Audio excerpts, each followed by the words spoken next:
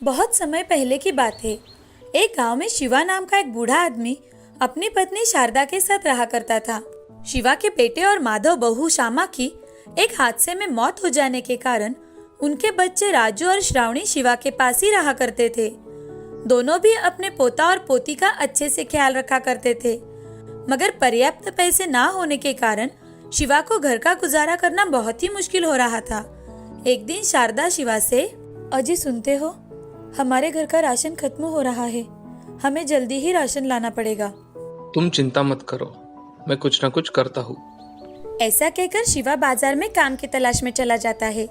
शिवा की उम्र बढ़ जाने के कारण उससे ज्यादा मेहनत वाला काम नहीं हुआ करता था।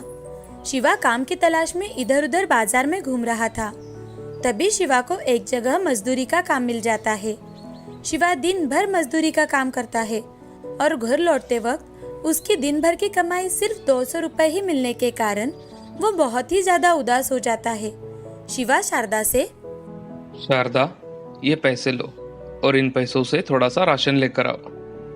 इतने से रुपए में हमारा गुजारा कैसे होगा? अगर ऐसा ही चलता रहा तो हमारे पोता और पोती का क्या होगा? वही चिंता मुझे भी खाए जा रही है। तुम आज के लिए राशन तो लेकर आओ, बाद में देखते हैं। जी। ऐसा कहकर शारदा बाजार जाती है और राशन खरीद कर लाती है और खाना पकाने लगती है। तभी शिवा की पोती शिवा से, दादाजी, आप ऐसे थके हुए क्यों लग रहे हो? आपकी तबीयत तो ठीक है ना? हाँ गुड़िया, मेरी तबीयत ठीक है। इस बुढ़ापे की वजह से अब मुझसे ज्यादा काम नहीं होता, इसलिए जल्दी थक जाता हूँ। दादाजी, मैं आपके पैर दबा देती हूँ।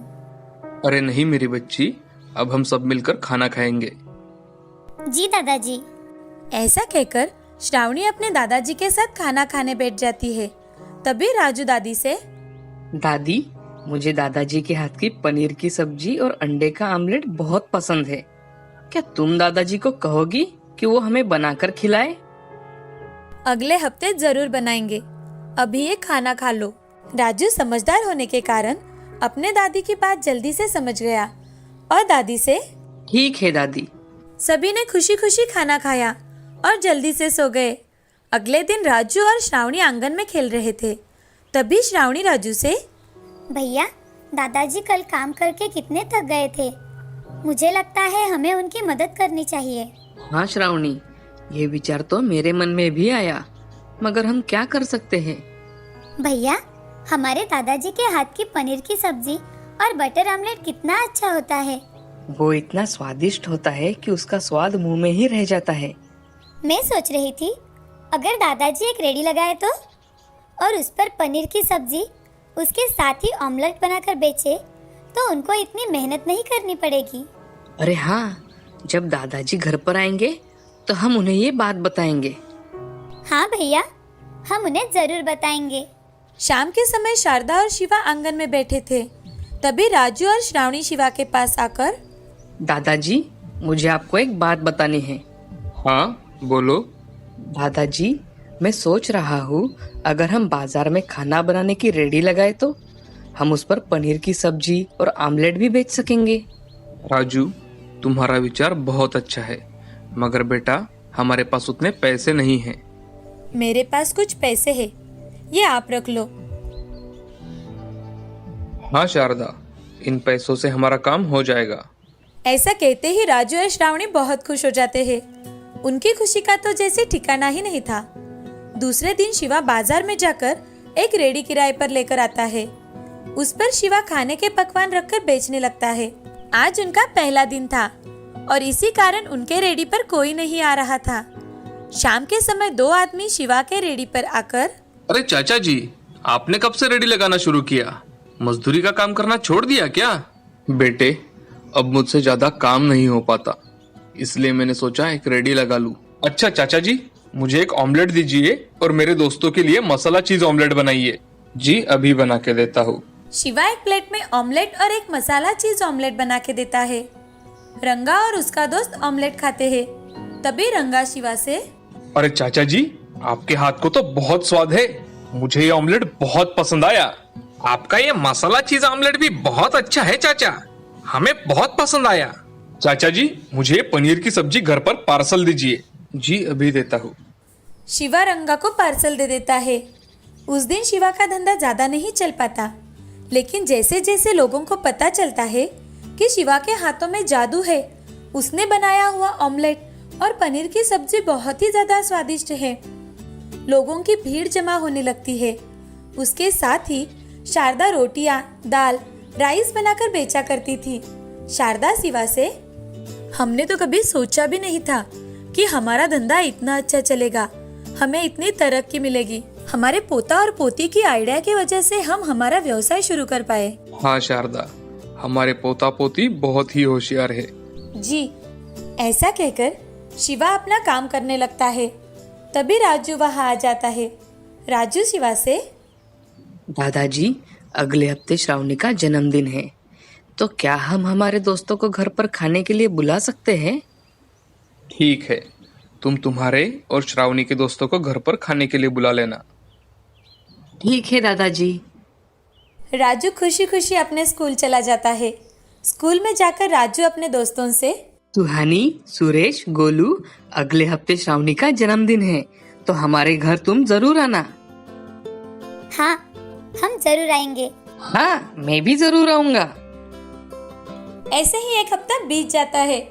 राजू के दोस्त और श्रावणी के दोस्त बर्थडे के लिए राजू के घर इकट्ठा हो जाते हैं। शिवा और शारदा श्रावणी के लिए एक केक लेकर आते हैं। तभी श्रावणी अपने दोस्तों के बीच खड़ी होती है और केक को कट करती है, सबको खिलाती भी है। थोड़ी ही देर बाद बच्चे खाना खाने बैठ जाते हैं। शिवा और शारदा बच्चों को खाना परोसते हैं। खाना इतना ज्यादा स्वादिष्ट होता है कि बच्चे भी बड़े चाव से खाना खा लेते हैं। तुम सभी को खाना पसंद आया ना? राजू, ये खाना बहुत अच्छा है, मुझे बहुत पसंद आया। बच्चों, कुछ और चाहिए तो मांग लेना। जी दादी।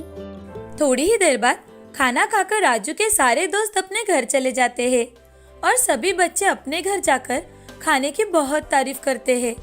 बच्चों की बातें सुन उनके पेरेंट्स शिवा के रेडी पर आकर खाना खाकर देखते हैं। सभी को वो खाना बहुत पसंद आता है।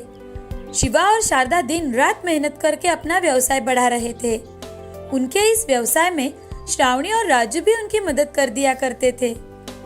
शिवा के व्यवसाय की अब बहुत तरक्की होने लगी थी। अब वो सब खुशी खुशी अपना जीवन गुजार रहे थे। गांव में शिवा की दुकान दादाजी की रसोई नाम से फेमस हुई। इस कहानी से हमें ये सीख मिलती है कि जिंदगी में हमेशा मेहनत करनी चाहिए। मेहनत करने से रास्ते अपने आप मिल जाते हैं और हमें हमारी मंजिल प्राप्त होती है। कभी कभी छोटी सी कल्पना भी बहुत बड़ा काम कर जाती है। सीतापुर नाम के गांव में शारदा नाम की औरत रहा करती थी। उसके पति के देहांत के बाद वह मजदूरी का काम किया करती थी। उसे एक रानी नाम की लड़की थी जो स्कूल में जाती थी। शारदा जब मजदूरी का काम किया करती थी तब रानी स्कूल जाकर अपनी पढ़ाई पूरी करती थी। जब जब रानी को समय मिलता वो भी अपनी माँ के साथ काम पर चली जाया करती थी। दूसरे गांव में अगर मजदूरी का काम मिला तो शारदा रानी को लेकर दूसरे गांव चली जाती थी। एक दिन अपना काम खत्म करके शारदा जंगल के रास्ते से घर जा रही थी। तभी भूख लगने की वजह से शारदा और रानी एक पेड़ के नीचे रोटी खाने के लिए बैठ जाती है। शारदा रानी से, रानी बेटी, चलो हम पहले खाना खा लेते हैं। हाँ माँ, मुझे भी बहुत भूख लगी है, चलो ना खाना खाते हैं। दोनों माँ बेटी खाना खाना शुरू कर रही थी। तभी उनके पास एक बूढ़ी औरत आकर, मुझे बहुत भूख लगी है बेटा, 2 दिन से मैंने खाना नहीं खाया। आइए माँ जी, हमारे साथ खाना खा लीजिए। ऐसा कहकर शारदा बूढ़ी औरत को 2 रोटियां दे देती है। बूढ़ी औरत भूखी होने की वजह से वह 2 रोटी झट से खा लेती है। तभी बूढ़ी औरत, मुझे और भूख लगी है, मुझे और खाने को दो। उसकी बातें सुन शारदा ने उसे अपने हिस्से की रोटी भी खाने को दे दी। तभी बूढ़ी औरत ने वह रोटी भी खा ली।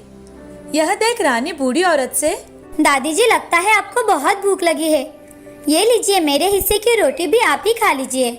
ऐसा कहकर रानी ने भी अपनी रोटियां बूढ़ी दादी को दे दी। बूढ़ी दादी ने रानी के हिस्से की रोटी भी खा ली। तभी बूढ़ी दादी शारदा से, क्या तुम्हारे पास इतनी ही रोटियां थी?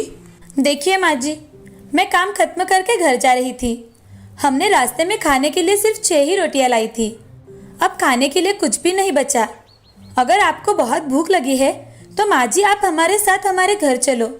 मैं आपको हर रोज आपको जितनी रोटियां चाहिए उतनी बनाकर खिलाऊंगी। क्या तुम सच में मुझे जितनी रोटियां चाहिए उतनी बनाकर खिलाओगी? अपनी जबान से बदलना नहीं, समझी? माँ जी मैं आपको जबान देती हूँ, आपको जितनी रोटियां चाहिए उतनी मैं आपको बनाकर खिलाऊंगी। बूढ़ी औरत उसकी बातें सुन जोर जोर से हंसने लगी और उसने एक बड़े राक्षस का रूप धारण कर लिया।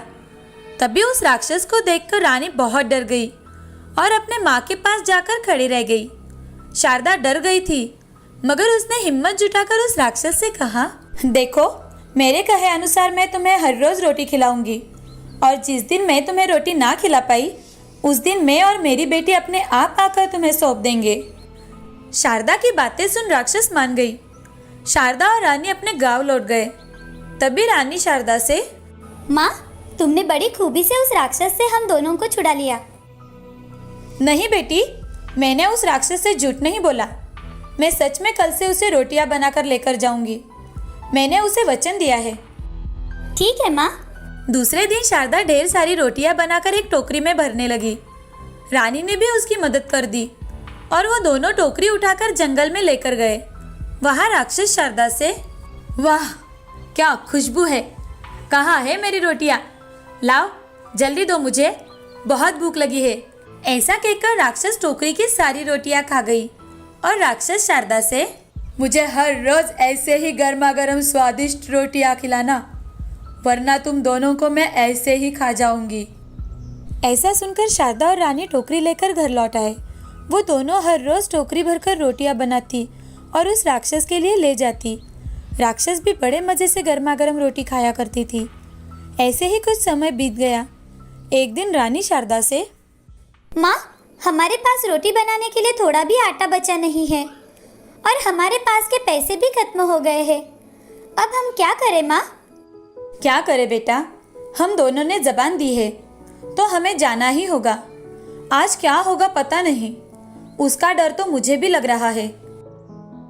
उसी समय वह राक्षस बनी बूढ़ी दादी शारदा के घर आती है और शारदा से बूढ़ी औरत, आओ माँ जी, हम तुम्हारे ही बारे में बात कर रहे थे। इतने दिन मैंने मेहनत करके तुम्हारी भूख मिटाई है, पर हमारे पास अब पैसे बिल्कुल खत्म हो गए हैं। तुमने तो आज हमें जंगल तक आने की तकलीफ से भी बचा लिया है। आज तुम हम दोनों को ही खा लो। ऐसा कहकर शारदा अपने बेटी को गले लग जाती है। तभी बूढ़ी दादी एक देवी के रूप में बदल जाती है। वह बूढ़ी दादी राक्षस के सिवा देवी बनी देख शारदा और रानी अचरज से एक दूसरे की ओर देखते हैं।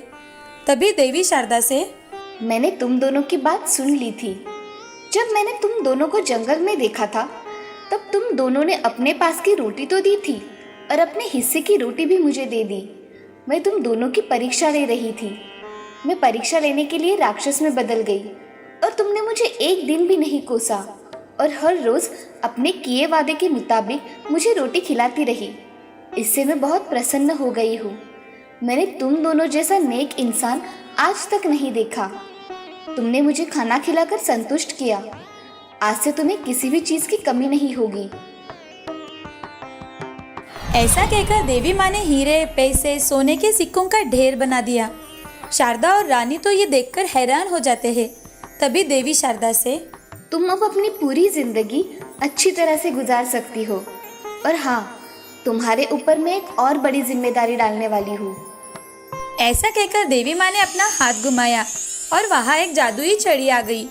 वो छड़ी देवी माँ शारदा को देकर, तुम इस छड़ी को जैसे ही गोल घुमाओगी तब यहाँ ढेर सारी रोटियाँ तैयार होगी। तुम उन रोटियों को लेकर गरीबों में बांट देना। तुम गरीबों की सहायता कर उनकी भूख मिटाओगी। ऐसा कहकर देवी माँ आशीर्वाद देकर वहाँ से अदृश्य हो गई। तभी शारदा ने कीमती हीरे, जवाहरात, सोने के सिक्के और पैसे अलमारी में रख दिए और कुछ पैसों से शारदा ने नया घर भी बनवाया और उसमें रहने लगी। अगले दिन से शारदा उस जादुई छड़ी की सहायता से रोटियां बनाने लगी और रानी उन रोटियों को एक टोकरी में भरने लगी।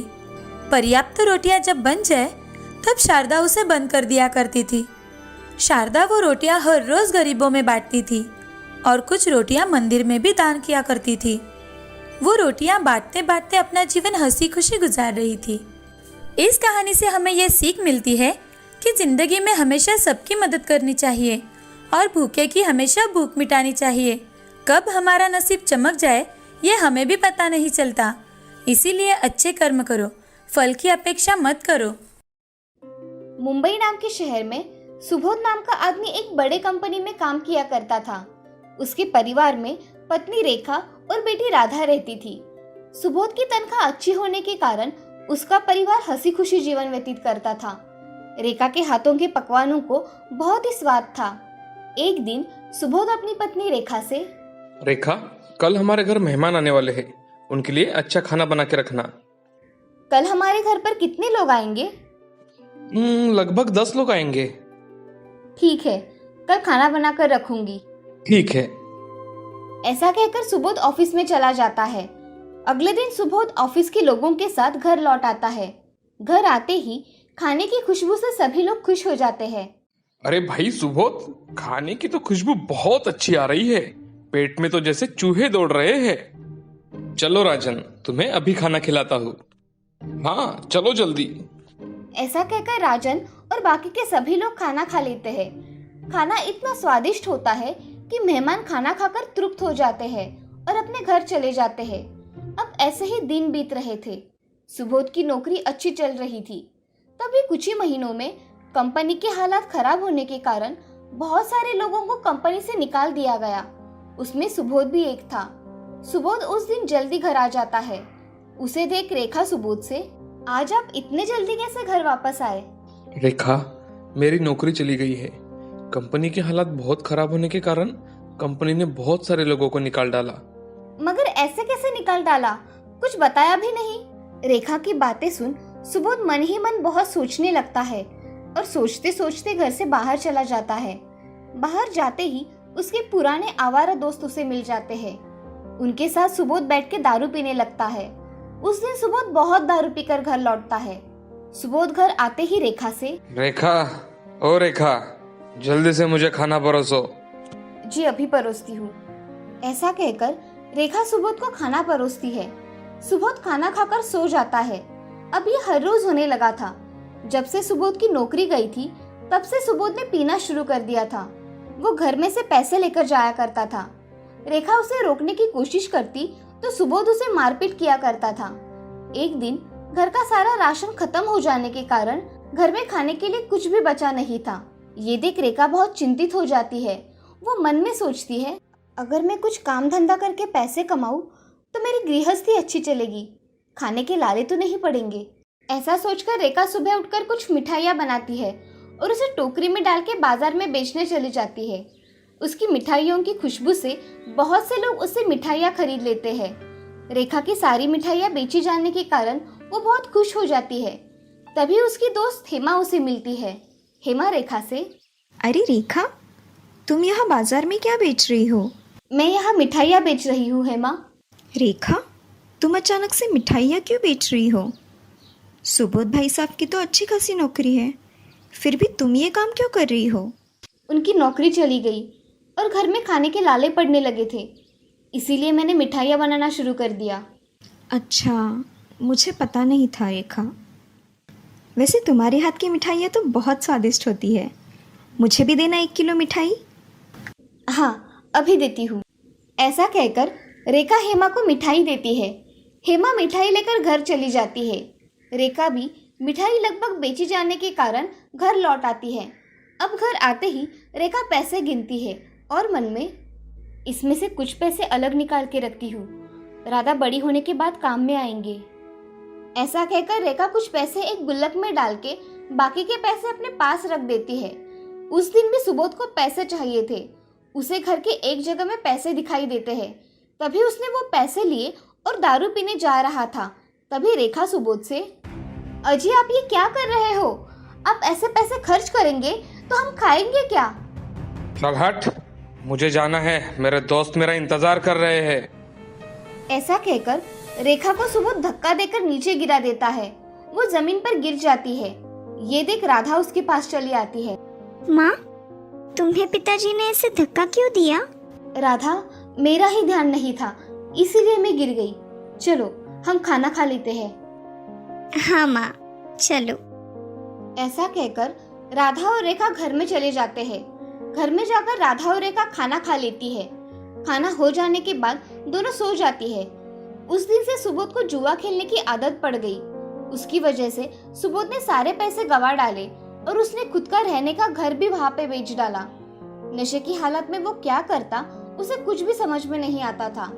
अब एक दिन एक आदमी उसके घर आकर, अरे सुबोध, ये घर खाली करो भाई। और कितने दिन रहोगे मेरे घर में? आप ये क्या कह रहे हो भाई साहब? हमारे ही घर से हमें ही निकलने के लिए कह रहे हो? बहन जी, ये घर मेरा है। तुम्हारे पति ने मेरे नाम पे करवा दिया है ये घर। तुम्हारे पति ने इसके बदले में मुझसे पैसे लिए थे। जुए में हार गया होगा तुम्हारा पति वो पैसे। रेखा ये सब सुन चुप हो जाती है और उस आदमी से, मुझे माफ कर दीजिए, मुझे पता नहीं था कि मेरे पति ने ये घर भी बेच डाला। मुझे कल तक का समय दीजिए, मैं आपका घर खाली कर दूंगी। ऐसा कहकर रेखा घर में चली जाती है। उसकी आंख में से आंसू बहने लगे थे। अगले ही दिन रेखा अपना सामान लेकर घर छोड़कर चली जाती है। अब ये सब उसकी सहेली सुषमा देख रही थी। दोनों में गहरी दोस्ती थी। सुषमा रेखा से, अरे रेखा, तुम ये सब सामान लेकर कहाँ जा रही हो? हम ये घर छोड़ के जा रहे हैं। अब ये घर हमारा नहीं है। तुम कहाँ जा रही हो रेखा?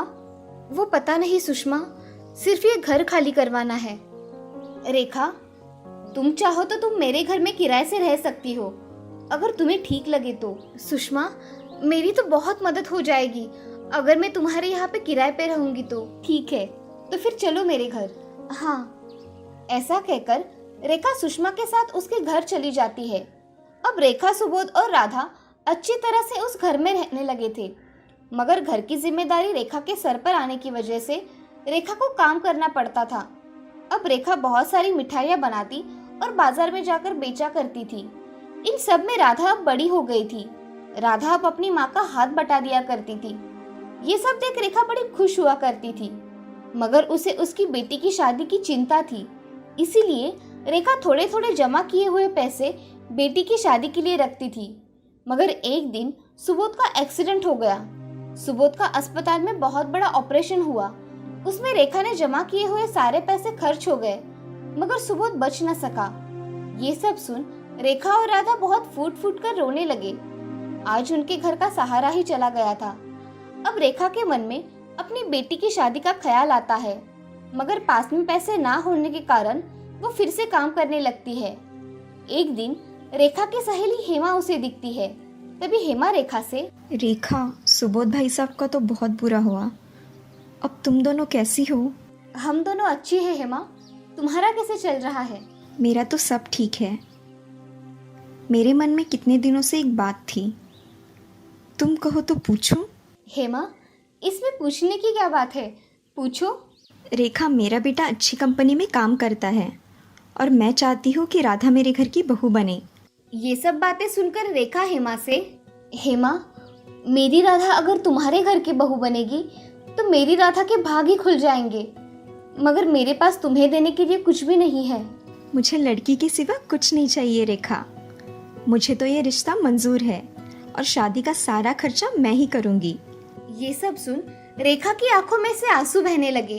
अब रेखा हेमा के गले लग जाती है और हेमा रेखा से, तुम किसी भी चीज़ की चिंता मत करो रेखा, मैं सब संभाल लूँगी। और रही बात पैसों की, तो वो आज है तो कल नहीं। हाँ हेमा, मुझे तुम जैसी सहेली मिली, मेरे तो भाग ही खुल गए। दोनों की बातचीत चल रही थी, तभी राधा वहां आ जाती है। रेखा राधा से, राधा, हेमा चाची का आशीर्वाद लो। ऐसा कहते ही राधा हेमा के पैर पड़ के आशीर्वाद लेती है। अब कुछ ही दिनों में हेमा के बेटे गोविंद के साथ राधा की शादी हो जाती है। जैसा रेखा ने सोचा था उससे कई बेहतर शादी राधा की हुई थी। ये सब देख रेखा बहुत खुश हो गई थी। अब रेखा भी अपना जीवन अच्छी तरह से व्यतीत कर रही थी। एक गरीब को लड़की की शादी करवाना सच में बहुत ही कठिन काम होता है। और तो और हमारे समाज में दहेज प्रथा होने के कारण लड़कियों को घरेलू हिंसा का शिकार होना पड़ता है। इसीलिए हमें इन सब का विरोध करना चाहिए। इस कहानी से हमें ये सीख मिलती है कि जिंदगी में कभी भी हार नहीं माननी चाहिए। हर कठिन परिस्थिति का डटकर सामना करना चाहिए।